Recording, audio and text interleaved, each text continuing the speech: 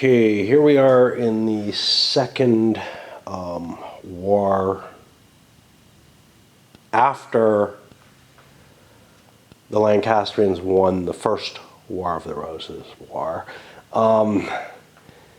And because of that, we end up using the 2L Lancastrian legitimacy fades.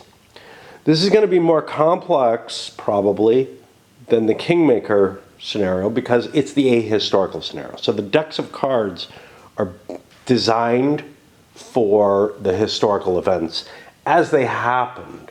And we'll see that there's a little bit of, you have to program in, the effects of the last war. So we'll see what we do. So there's a base set of cards that goes to each player. But then additional cards may be added and removed based on who we lost. So we look over here, Henry's the king, so a couple extra cards get added back in. These are cards from the first deck.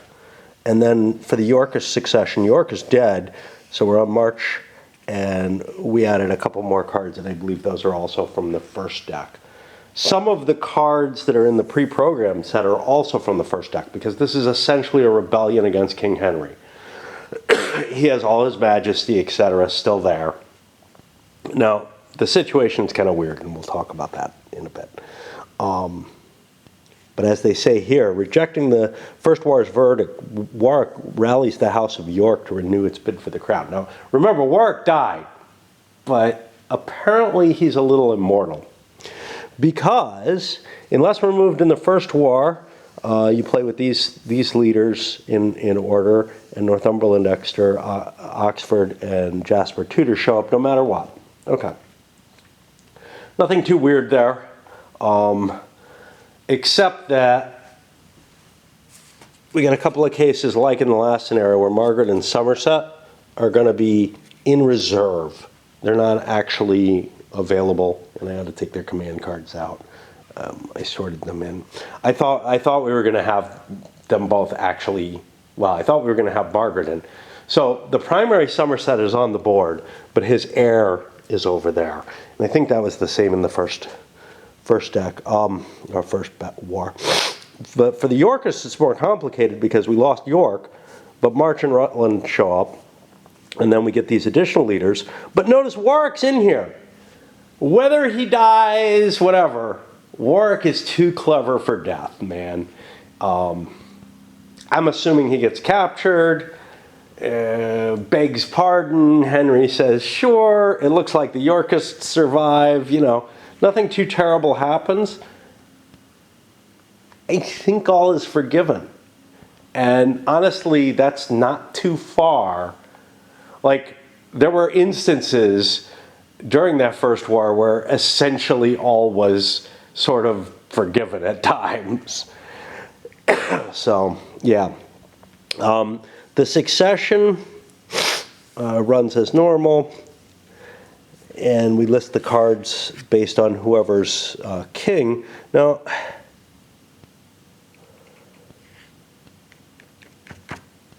I think weird stuff happens in play. So, like if Somerset becomes king, it'll add cards to the deck. Might remove some. I don't know. See, as long as king adds these cards, so I think those get removed, and then you move forward. Yeah. All right. Sorry, I got, so that case of the sniffles, sounds like that's what I've got right now. I got really, really badly sick, and I will probably be sick for a couple of weeks, like with a cough, a lingering cough. That's just, when it hits this hard, it gets into my lungs. But for at least one day, I had hopes. Okay.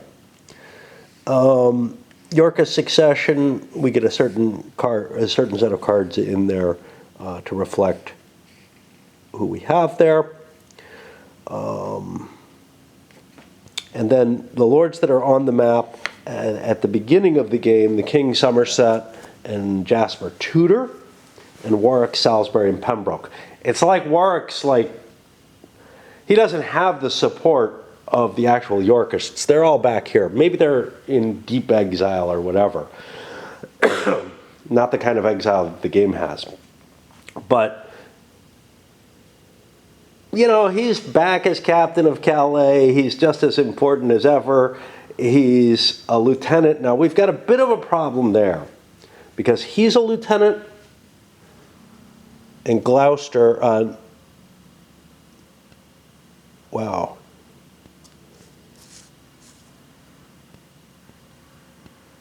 March is not, but Gloucester is. It's not that big a deal that March is not. Weird. Anyway. There's nothing that makes up for that. No matter what, if you're using the March card, he's not a lieutenant. In this particular case, when you're using Gloucester, he counts as a lieutenant. He was a... Let's see what they've got him as. Yeah, they've got him as a better military leader than Edward, but whatever. Anyway, what do we got here? I gotta blow my nose. Wednesday, and obviously, sick as I was, I couldn't find food, so I'm really scraping the barrel. Went through all the soup that I've been like carefully stockpiling. All right, we've got the calendar set up. You can see some of the lords come in pretty late, notably the actual York family and Northumberland, which may be a little weird. The points here, we got some special rules. For heirs removed in play, conduct succession as above, adjusting the Arts of War cards, yep. After resolving Y28 Gloucester as heir, you set this card aside as a reference for the setup for the next war. And after this war, if Henry VI or York were still alive, Henry VI might be, you roll 2 dice, and if it's less than the length of the war,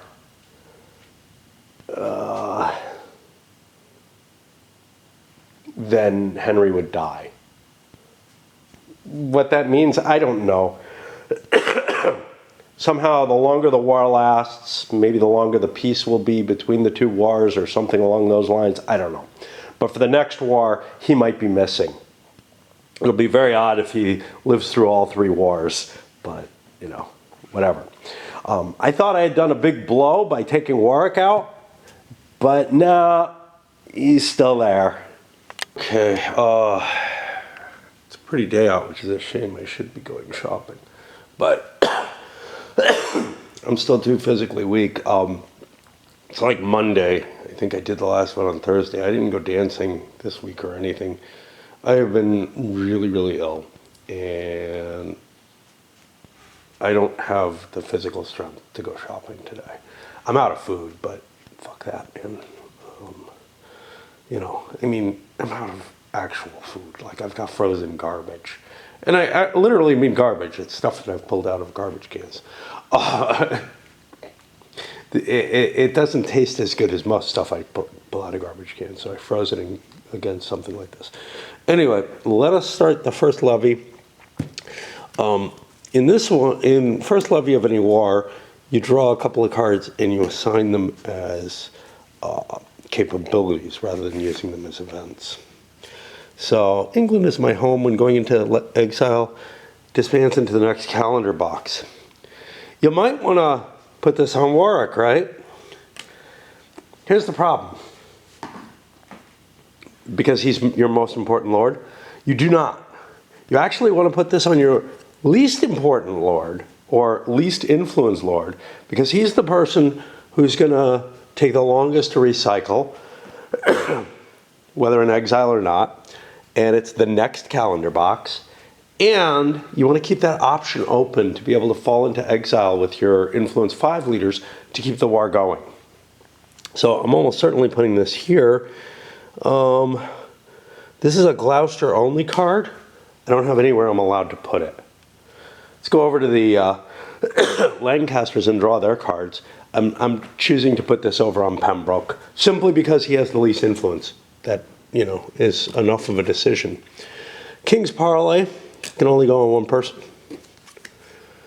And Culverins and Falconets, at the start of a round, you can discard it to add 1 die roll to missile hits. I would rather give this to a weaker military force. Last time I think I gave it to Henry because I thought it counted the number of missile units. It doesn't. It's just a die roll of additional ones. So let's take a look at the situation and see where we might want to have this, because we're kind of forced to these. The only person in close combat situation here is Jasper. I'm going to give it to him. I don't know the rest of the deck. I might shift things around based on my levy if I think I fucked up there. Or I might not. Yeah, basically, one of the things, you know, if you're playing this competitively or whatnot, you wouldn't be able to do this. But without knowing this entire deck and what's in it, and remember, it's not necessarily the same deck every game. Like, each scenario has its own deck, and there are essentially 5 scenarios in the campaign game, which may all be different, you know, and also those decks are modified by who lived and who died. So it's a really large number of different decks you have to completely memorize. And just going through, you know, the setup thing and seeing, hey, card this, card that, it's going to be hard to remember, you know, and really memorize what's going on. So there's a question in play, you know, should I just make this final? I think so, because I don't think anybody's going to have a really solid grasp of what cards are in there. And so far, that's how I've played. All right, so that's that. And yeah, I'm sorry, I'm far off. This is the first levy, so I don't have to pay. There's no exiles or vassals on the first turn, so I go right to muster. Gonna slide that under. We'll see how far I can get. I think I'll get through the levy phase, and that's it, and go downstairs again. I'm really still not well. These are painful. And I gotta make some thinking. I'll come back and report on what I did, because I don't want this to be puzzle over every decision, you know, agonize over every decision on video version again. I did that in the first war. For the Yorks, taking advantage of the things that I've learned. I'm going to try to get, first of all, I have to have a plan to come up with before I do my levy as to what, at least in general, I'm going to do in the campaign. My plan is Warwick's going to move over here, and we're going to try to combine to take control of Wales. The other side of things is Salisbury here is useful. First of all, he could reinforce if need be in the direction of my forces.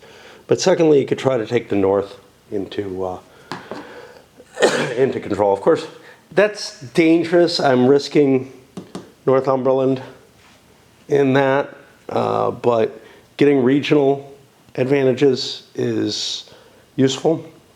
And I'll have, if I convert most of the north, even though I expend effort on that, I do force Northumberland to expend more to get any advantage out of the north. So it seems like not a bad choice. So what did I spend on? At 3 lordship here. I spent double carts here and grabbed the great ships for Warwick. You know, he starts with boats. It seems like a valuable, you have to kind of fuel his naval capabilities. Salisbury, he's off on his own. Some kind of supply need seems useful. I grabbed scourers instead of harbingers, and I'm going to use them to try, you know, to eke out additional food as needed. I'm not counting on any battles over there. I didn't raise any troops. Troops are, they increase your feed requirements, and they don't necessarily increase your capability in battle that much. And then here, I added this Thomas Boucher. just to give him additional command. I'm probably going to use him mainly as a supply leader, but he has such a low command value, and I actually put these in the wrong place. I wanted this here, which means the scours go here, because he's likely to use, he's likely to be used for supply uses by Warwick, since I'm going to be moving with a lieutenant there. In addition, carts is what I went for. Yeah, I went double carts here, yeah. The main reason for that is Salisbury is not in a war zone as far as I can tell. Now, it's possible Northumberland could be brought right in, but this is a 4-card turn and both players have 3 lords.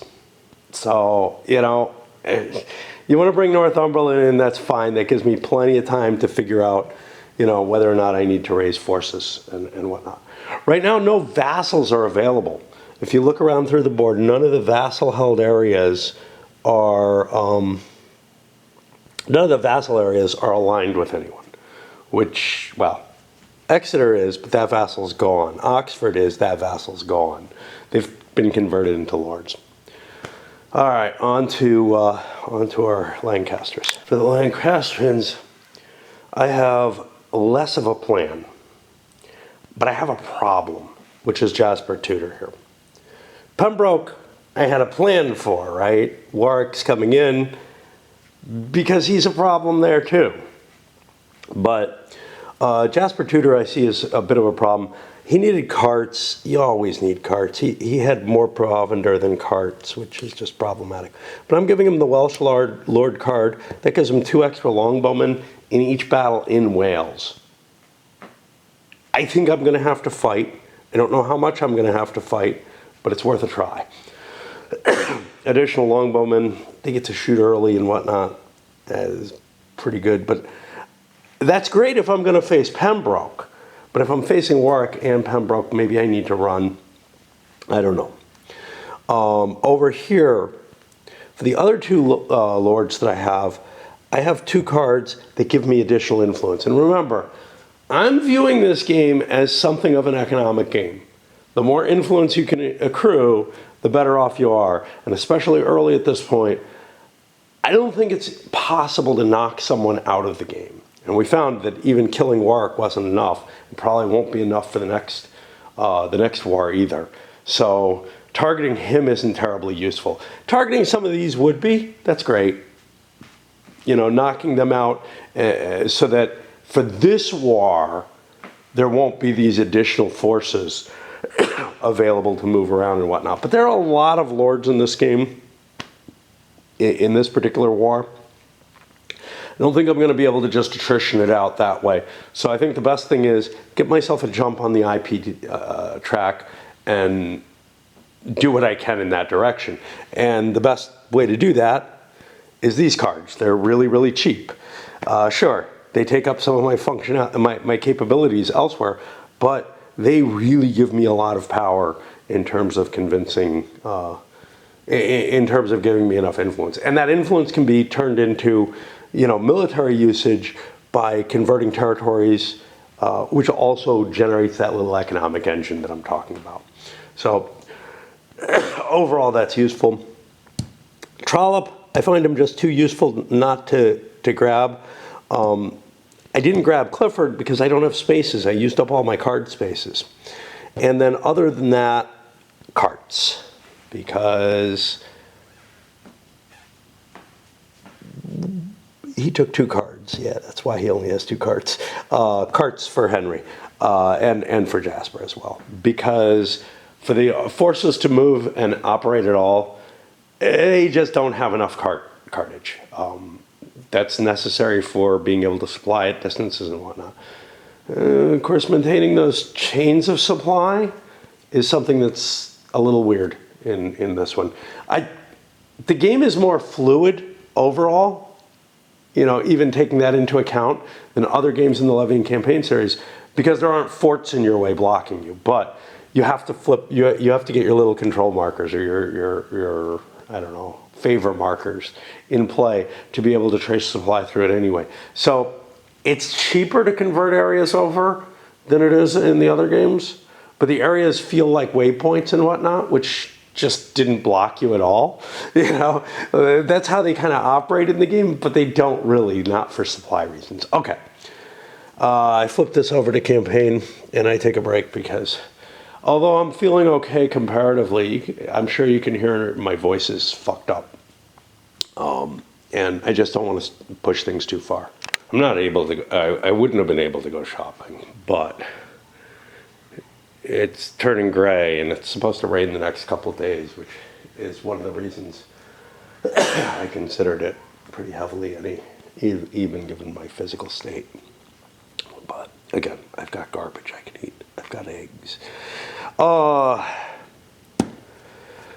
My choice, I'm going to do 3 Warwicks in a row. Why? Well, first thing, I need to sail here. Second, Warwick's good at taxing because Calais produces lots of coin. So I probably want to get a tax in there. And I also want to move in and attack. What order I take those in? Well, I'll probably do the attack before I do the tax. Do I need the 3rd Warwick right away? Maybe I need to chase or something. These cost full movement. Moving here costs full movement. So there's a whole bunch of issues getting in my way. But the idea of trying to knock Jasper Tudor out one way or another, even just knocking him on the board and take off the board and onto the calendar and take in exile or whatever, and taking Wales is of value. Harlech is, again, an interesting place. Not so much for its supply capabilities, although it does have those longbowmen, but in order to influence my income. And then I used the last one on Salisbury. I don't know what he's going to do, but he's sort of my free force that's wandering about. Lancastrian, and you know, I've kind of come up with personalities for these players, right? Feels like a Hello Gregor thing to do. For those of you still around to remember him, I think he's completely out of gaming now. But I don't have like a great plan with the Lancastrian side. And I feel like they kind of have constantly or consistently played just by gut more than anything else. And my gut here tells me, you know what? If he attacks Jasper, he attacks Jasper. I've done what I can. I made him as militarily capable as possible. I'm going to fight it out, but I'm not going to waste any cards on him because he might be dead. Instead, I'm going to do Henry. My focus with Henry is going to be to try to gain the south, get the extra points from that. And I'll intersperse a couple Somersets in place in case there's something interesting I want to do here. You know what? I'm going to alternate. But for the most part, I'm looking at gather. Yeah, I don't know. Anyway, I'm looking at gathering control of this southern part of the board to serve as a basis, both in terms of the points that I get off of locations and for any other reasons that I have, well, the south, for example. But just trying to play along for the long game more than anything else. And I guess we can just start then. It's not going to be a long campaign, but I got to play raid. I'm probably due to be down there already, but it's not a big deal. So Warwick, the important thing for him is to sail, and then he has to feed. I'll come back when I have something interesting to say. All right, well, Henry did 2 influence parlay attempts on Guildford here. And I'm just kind of snickering to myself at not pronouncing the D. But anyway, because the first one failed, he's like, well, why move if I'm going to fail? And now Warwick's going to move in here. This is going to cause the battle. I'm going to actually zoom in on this one. There's an interesting facet to this.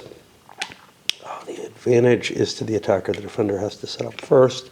Doesn't really matter who I set up where.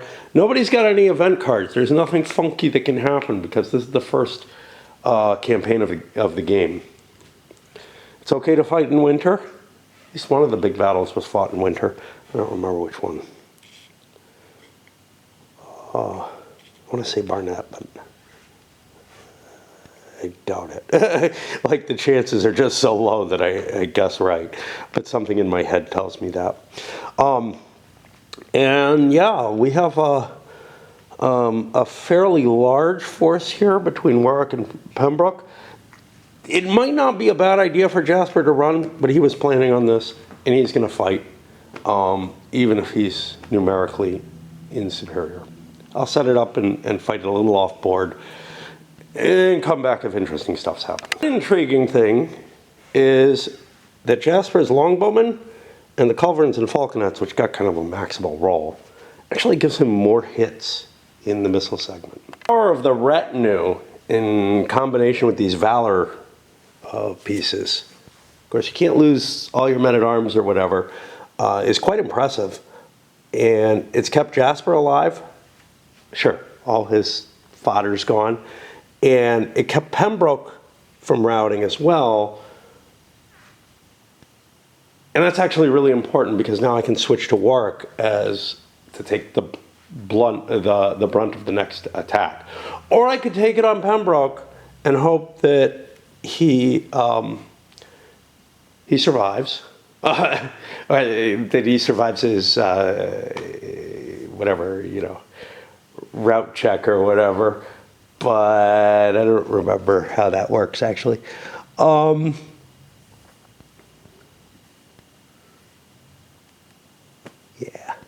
he'd be a routed lord. So that's kind of problematic. I can switch, though, who takes the hits, I believe. I'm going to need to look at the actual rules.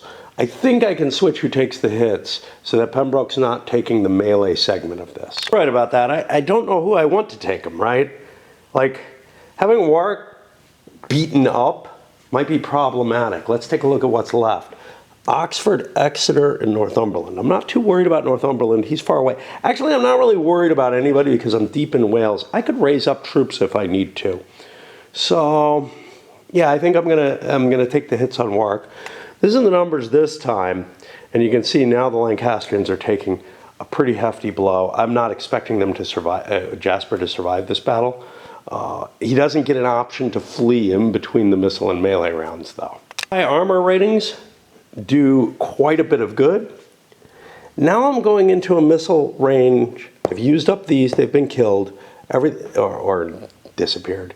Everything's gone except these. I am going to flee on the next round of combat. And obviously Warwick and Pembroke are not going to flee. So I'm going to have to follow the procedure for getting him off board. It's going to be pretty big. It's going to cost me some IP. That's life. And so Jasper ended up surviving, which means he goes on the board there. Not in exile, just over there. Warwick's done with his move. He can't take Harlech now. This is one of the problems is, I don't know. It feels like you should, I don't know what I am thinking here. But anyway, I definitely want to do that. So I'm expecting, we did not capture shit. I gave all this stuff. I should be one provender short, I think. And carts would be like this. I screwed up and I gave spoils, not because I forgot the rule, but because I actually thought that this was Yorkist. I don't know why. I thought the defenders had won somehow. Maybe because of the ordering being different on this particular one.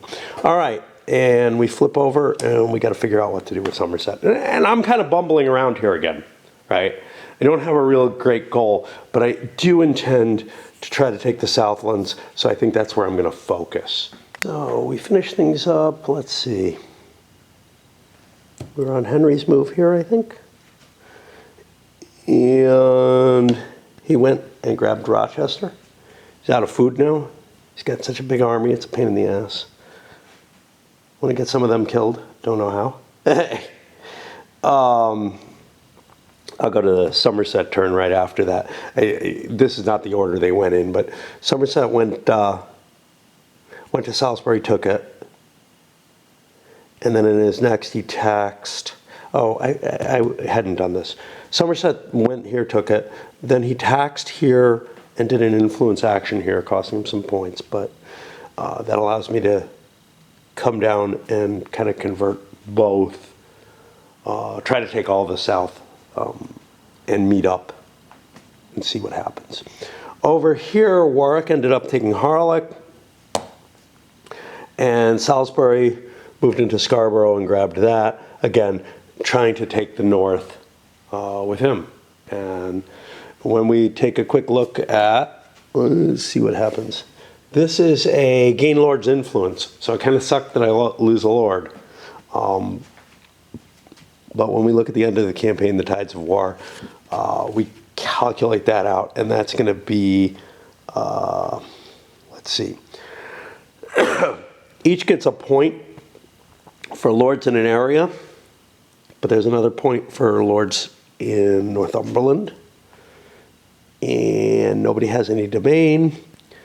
Favor in London and Calais cancel out. Favor in Harlech goes over to the Yorkists. They're kicking some ass. Points here. Cities gives 2, towns gives 1. But then, here's the biggie.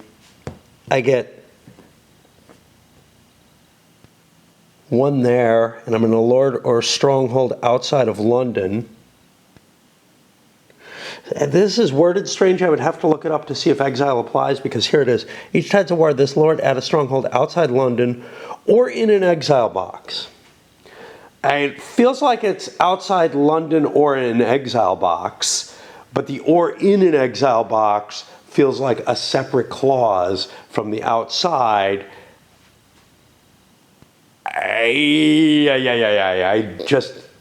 I would have to look it up. I have no idea how that applies if you're in an exile box at all. But we get 3 total, because that is clear, at least in the wording of the cards.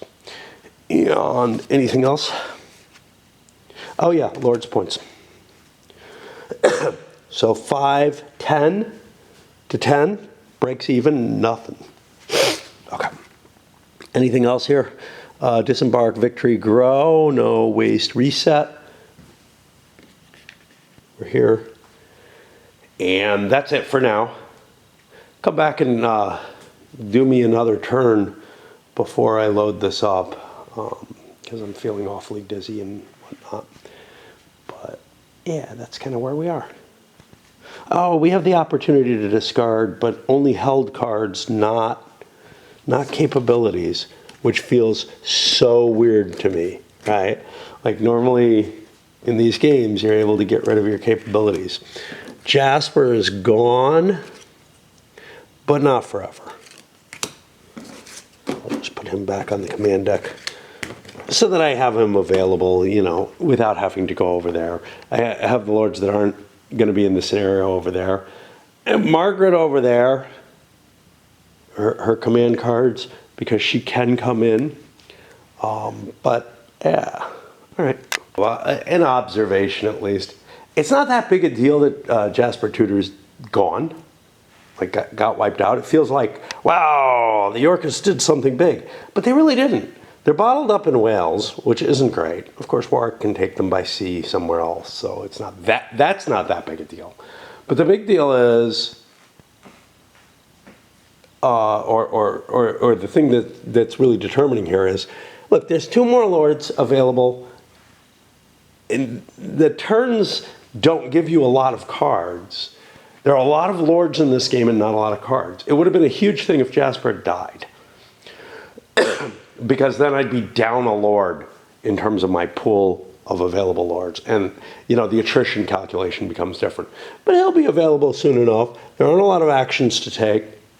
Yeah, sure, I lost his 2 influence off my influence track because this is a gain lord's influence turn. But again, he's not that important a lord. He's just not, you know. His points aren't that valuable. His forces aren't that big a deal. It isn't a crushing blow.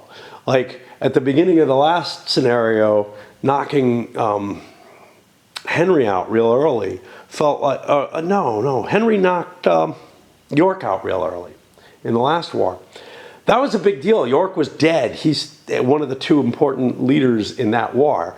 And that kind of put the Yorkists on their back foot for the entire game. And you saw the IP levels were high in favor of the Lancastrians from then on, because the economic engine couldn't progress without lords to do without as many lords to do influence, or however you want to look at it.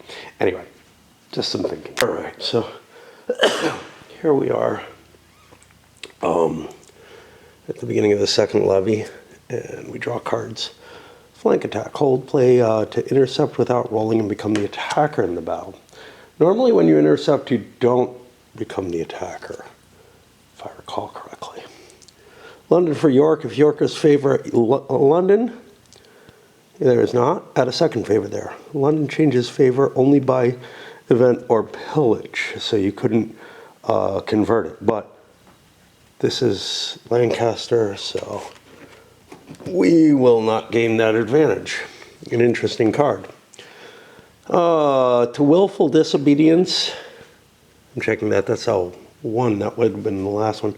Remove Yorkish favor from two strongholds at or adjacent to a Lancastrian lord, and not at or adjacent to Yorkist lords.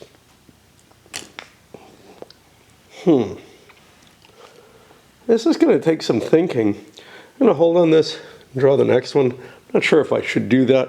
Seamanship this campaign, Lancastrians may sail for just one command action. That's useful.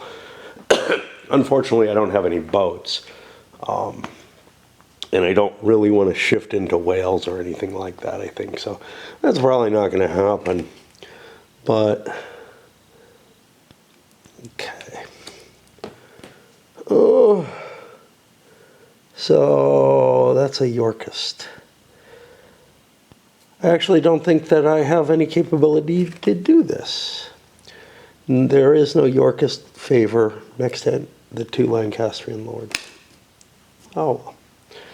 And that puts us to the more thinky parts of the levy. Kind of interesting in the game, by the way. Depending on whether or not you're playing with the hidden stuff, and this applies to all the levying campaign, it's always the case that one player does his levy before the other player.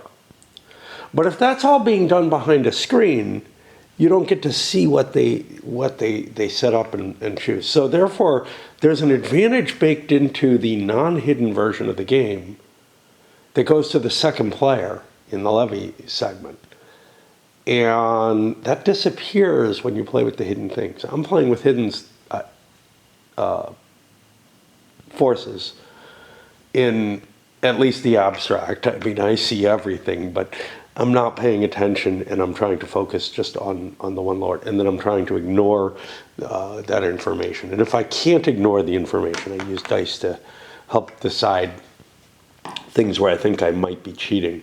But it is kind of interesting that the game changes so significantly based on that hidden information. Not quite so fast. I have to pay the troops first. The Yorkists shook up their strategy from what I've played so far throughout the game. Warwick went and did influences on a number of locations, spending a bunch of their points, and that should be this way. To gain locations, and more importantly perhaps, to gain control of places that have vassals. Salisbury took advantage of that by grabbing Falkenberg, who's kind of hard to get. Well, it's kind of hard to get anyone, but he's kind of a bonus for Salisbury. The +2 means I'm as good at getting him as Warwick is at getting people. And that puts him, you know, he stays around for a long time. And I'm kind of worried that Salisbury is going to be facing, Salisbury. is going to be possibly facing Northumberland up here. So gathering troops seems like a good idea. Over here with Pembroke, I did gathered some troops at Harlech. I can't gather supplies, which is kind of a problem. So I took a ship. I also took a ship here. So I'm giving myself a lot more naval opportunity than so far anybody's had in the game before. I kind of like the way that it allows you to move rather quickly across the board and whatnot. And as long as your forces aren't too big, you can pretty much carry everybody. That puts me, I'm not feeling too hot, over to the Lancastrians. Well, for the Lancastrians, I did some stuff as well. I grabbed 2 ships for Henry. His supply problems are really kind of hideous because he has such a large force. And I don't see any real chance of me getting rid of any of them. Like, I'm not going to fight any battles. With the great ships in play for this turn, or the seamanship in play for this turn, it seems like a good time for it, even though I'm probably not going to actually need them for movement. But, who knows what happens, right? Because there are ships here. And for Somerset, I did an influence here. That switches this back over, grabbing another town. I may have forgotten. I think I forgot to take that town. And I grabbed myself 2 more carts because 4 carts allows me a lot more capability for pulling from various locations. I gotta be careful. Somerset has a fair amount of cash. Henry does not. He has enough for 1 more turn, but worse than that, Salisbury here has no cash, which means he is going to need to tax. All right. I'm not going to be able to play the campaign right now. That's for sure. Now, thoughts about like trying to bring Northumberland into play? You know, it's a 6-card turn. I got 2 leaders, and Gainlord's influence isn't available yet. So it seems like a silly time. What I'm learning more and more in this particular instance of the game is that force isn't necessarily the same kind of effectiveness as it is in the rest of the levying campaign situations. It's easy to avoid battles. There's a lot of weird stuff going on. And it's very hard to bring a conclusion to the game in the first year. So I'm not sure why it's it was easier to do in the later game. Obviously, attrition of lords makes it easier because there's limitations to what can be on the board, and there's risks, etc., that are at play. But there's also sort of this, well, you know, the influence marker is way away from the victory check. Nobody's in any risk here. The game's wide open. There's no real reason to take chances to fight battles. Now, this one may have been chancy. I don't know. You know, Jasper managed to put up a pretty good fight given what was going on. But when we look at the situation, the Yorkists are pretty much completely recovered from whatever they lost in the battle. So it didn't really cost them much. They didn't gain much either.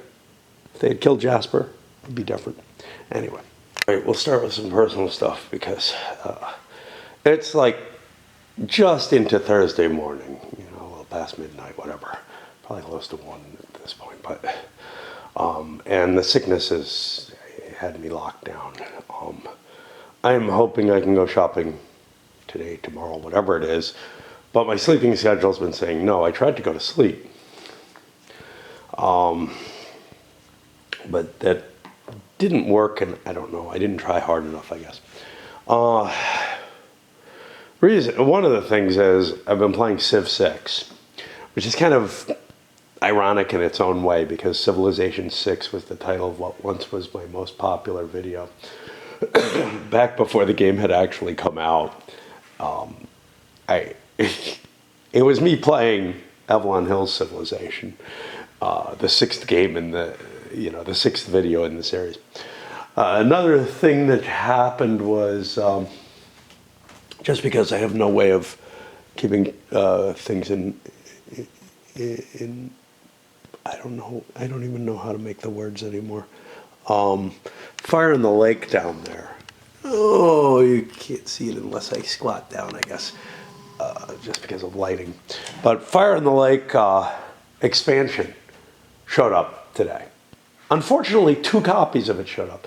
This is the second time in very recent memory, say in the last year, that GMT has done this to me. When they send me 2 copies of something, it's because I ordered 2 copies, but then deleted one from my order. And I mean, I deleted the one from my order a long time ago. It's not like I did it just, and I'm sure it'll get resolved. I haven't heard back from them. I contacted them by their email mechanism, but because I fucking hate using chat. But it's like clear as day. The last one was a little fuzzier, but it was something wrong with their computer system. Anyway, here we are ready to start the campaign. And I want to get this video up so that people know that I'm alive and everything still. I mean, most of you have some other contact with me, like on BGG, you see that I'm posting, or on Facebook or whatever. But whatever, It's kind of a, gosh, did he actually start the next war? Yeah, I'm just fucking sick, man. So I will start the programming and then jump into it. This is going to be a longer turn. It's 6 cards. For the Yorkists, look at what I got. Salisbury is actually the most free to do stuff because he's not in stupid Wales where it's hard to move around. So I've programmed out 2 sets of things, the Salisbury set and the Pembroke and the Welsh set under Warwick. There's a few things I want to do. Salisbury absolutely needs to tax, but Warwick and Pembroke might as well tax. We've got a while to go before we hit the waste phase, where we're going to run out of money, so we want to capture that cash. And in particular, Warwick's probably going to tax twice, get piles of money from Calais, which is a wealthy location, right? It's a $3 location, which is better than most cities. So that's kind of nice. Salisbury is not in quite as good a shape, but I can tax York a couple of times. Nobody's got any, well, wait a minute. Falkenberg, I don't remember where people are from anymore, is down here. Yeah, that's it. Okay. But Salisbury is then going to go around collecting up stuff here because Northumberland hasn't shown up yet. And the Warwick Pembroke, yeah, beyond the taxation, I've got 1 move with Warwick, or 1 card that can do movement. We'll see what happens. It could be a naval move. I've got enough ships, I think, to carry everyone, since Pembroke has ships as well. Everybody's got ships in this scenario. What the hell? They didn't start with them. I'm just playing differently. Okay. The question is how to interleave these 2, right? There's absolutely no threat to either of these forces, so I could do anything I like. But I think what I'm going to do is I'm going to put it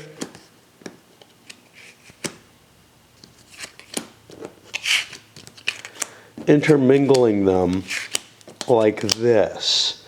It's going to be a little confusing to me comparatively, but it allows me to have reactive cards for each of the stacks, so that if things change, I can make my decisions there. Now we get over to the Yorkists, who are going to be 3 cards for each. Again, the whites have to be the Lancastrians from Kingmaker, right? I know it's a red rose, but it's on a white background and they look white. Here, the thing's on the white. I've explained it already. The Lancastrians, not the Yorkists. Got a sort of a one-time pass with these great ships, and I built some boats. I could do a surprise naval move and maybe go shock Salisbury up here, but I've also got my strategy, and I feel like my strategy is wiser to follow. So I'm just interleaving these as well. And I guess we'll start. Our first is going to be a Salisbury. I was going to tax twice because why not? and that gets me $4, which is enough, you know. Anyway, I'll come back because none of the movement's going to be that exciting this turn. I don't think we're going to see any conflict or anything, for example. Let's take some preparatory actions. Let's talk about the Lancastrians first. A little bit of advancement, but at the very end, I gathered up enough provender that I can do something more exciting. I would rather use this card, but I wasn't really in a prepared situation where I wanted to use it. I want to get the rest of the South under my control, so I start getting the points for that. But I wasn't able to grab it all this time. Could I have pushed a little harder? I could have done an influence here, well, 2 influences here, but it would have started to cost me points, and I'm gaining influence because some of the stuff that the Yorkists are doing over here, a lot of them are gathering provender and money, but they're also doing the move, gather provender, move with 2 commands per card, and Boucher only helps if you're in a city. It's just not that impressive. You can't really move your forces very far under those conditions. So, what did the Yorkists choose to do? Well, they're choosing to open their options up by doing an influence in Bristol, which is why there's points here. And then I gathered more provender to set myself up for the next turn. Nothing too exciting. There's nothing special this turn, which means I think all we do is Tides of War, which I'll go through the little chart. There's a Yorkist in the north and a Yorkist in Wales. That's 2. And there's a Lancastrian, actually 2 of them in the south. There's 2 in Wales too, but that doesn't really matter. So that actually works out to be 1 towards York. Dominion, nobody's got any, unless there are cards that influence that. I don't believe anybody's got any. Favor at London is 2 for the Lancastrians, but Calais cancels that out, and then Harlech gives the Yorkists an additional point. Most favor in cities is 2 for Lancaster, and then these cancel out, so we go this way. And then we got capability cards. There aren't any here, but here, stronghold outside London, so that's 2. And then this one's just an extra 1, so 3. So the Lancastrians are still gathering the points up at a significantly better rate. And as far as I'm concerned, even though the Yorkists went and won the only battle of the war so far, the Lancastrians are winning the war in terms of the economy of the influence points, whatever that matters. And it does. It really does. It's just, getting yourself stuck in Wales may not be the best choice. Or should we call that Wells? Just to not pronounce all of, or maybe Wes. We'll call it Wes. All right, anyway, that's enough making fun of the English pronunciations. This flips over to Levy and campaign.